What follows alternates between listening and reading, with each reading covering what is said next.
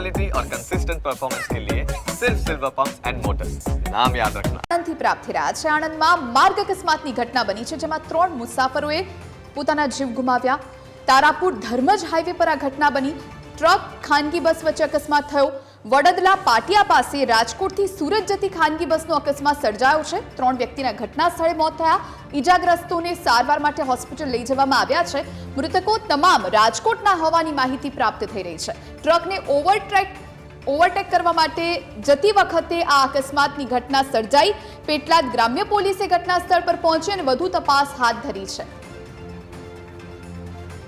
આ વિશે વધુ જાણકારી માટે સંવાદદાતા યોગીન ફોન લાઈન પર જોડાયા છે। યોગીન, અકસ્માતની ઘટનામાં 3 લોકોના મોત થયા, શું વધુ માહિતી? જી ચોક્કસથી આ રાજકોટથી સુરત તરફ લક્ઝરી બસ જઈ રહી હતી ત્યારે તારાપુર ધર્મજ હાઈવે પર ઓવરટેક કરવા જતા ગફલત થઈ અને સામેથી આવતી ટ્રક સાથે આ લક્ઝરી બસ ધડાકાભેર અથડાઈ હતી।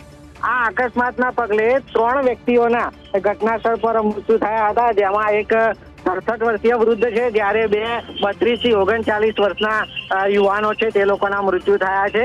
મહત્વની બાબત છે કે આ જે હાઈવે છે વટામણથી લઈ છેક વાયર સુધીનો રોડ તે આ હાઈવે પર અવારનવાર આ પ્રકારના અકસ્માતો થતા હોય છે। જે ડ્રાઈવરો હોય છે ટ્રકના તેમજ લક્ઝરી બસના તેઓ વહેલી સવારે પૂરપાટ ઝડપે તેમના વાહનો હંકારતા હોય છે અને જ્યારે ઓવરટેક કરવાનો પ્રયાસ કરતા હોય છે ત્યારે ભૂલ થતા આ પ્રકારના કરુણ અકસ્માતો સર્જાતા હોય છે, જે ઘટના આજે ફરીથી બની છે। જોઈએ જી, આભાર યોગીન, આપ જોડાઈને જાણકારી આપી તે માટે।